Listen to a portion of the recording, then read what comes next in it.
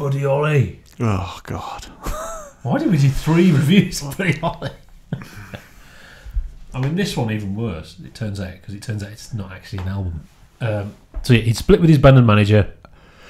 He got into the more fashionable New York music, and he recorded some acoustic songs and stuff like that. Led Zeppelin 3, here we go. Not really. Yeah, so this isn't that stuff. This is earlier material, but it was released while he was alive, which is why it's listed as his 3rd album. This is the Decca stuff. This is the stuff when he fell out with the producer and left, and all that stuff. So obviously now he's successful, they release it. Now you've marketed it, or someone else has marketed it for you. We'll make some money out of that. Yeah. I mean, they've gone from, oh no, you can't release any albums, you're not a success, but not allowed to use your own name. Oh, you're successful. Oh, we'll release your album now. It's called That'll Be the Day because it's got that on it, because this was an earlier version of That'll Be the Day. So but he only wrote all but one of the songs on the second side. First side, I mean, there's a song by Ahmet Ertegun, written by Ahmet Ertegun. That's just bizarre. That's brilliant. It's weird. We've just done.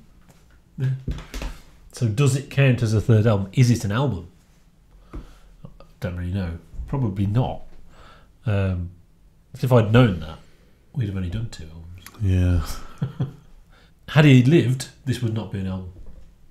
This would be there was a compilation released by Decca, the Decca years, like the Bowie, whatever it is, but Decca, yeah.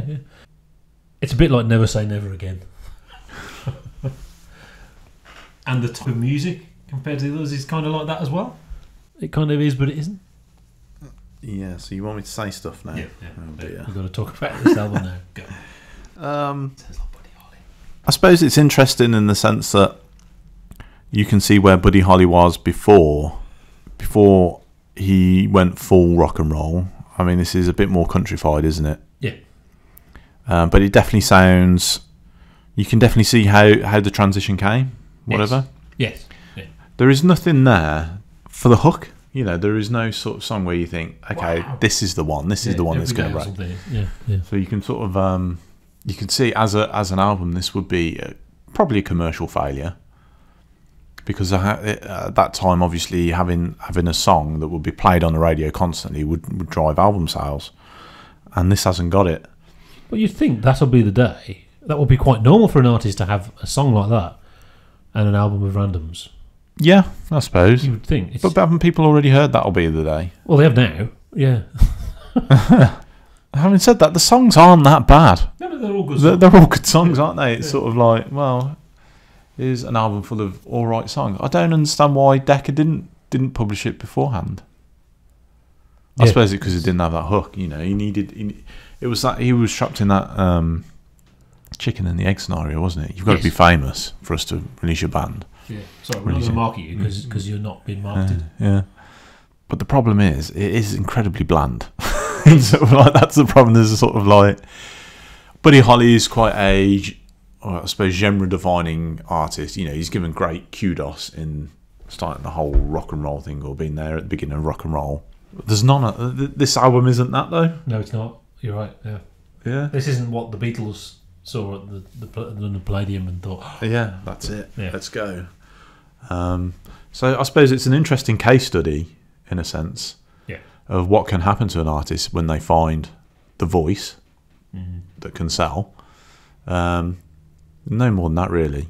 There's no point in having this album in your music collection. Unless you're a big Buddy Holly fan, then you would, but not. Yeah. It is more accomplished than the other albums. That is there. Obviously, the producer said, no, you've got to get better musicians. You've got to be played like this. But obviously, we're talking about still only do. Yeah. There's bits of chicken picking stuff rather than jing, jing, jing, jing, jing, jing, jing. But that's huge, isn't it? That change. That's, proper rock.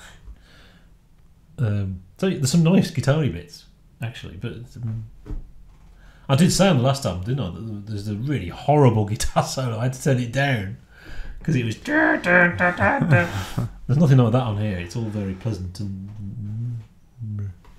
But that's also the problem. An album of good songs. So he had to tour. This is the thing.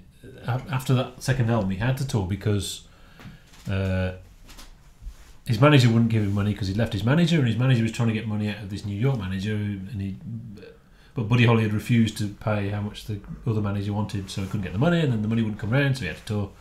And then went on a plane. It was with Richie Valens, and someone did a coin toss. There was someone who had a bad cold, and they did a coin toss, and they swapped, and they got their place on the plane.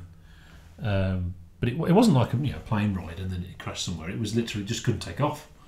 And the pilot wasn't certified to fly in bad weather where you couldn't see. And it was literally that, and he couldn't see. I think you can correct me on this. The plane was went up straight upside down, and he tried to pull up, and he pulled up into the ground. I believe it was just like that. It didn't go anywhere. He couldn't even take off. Well, yeah, Richie Valens as well, which is quite strange.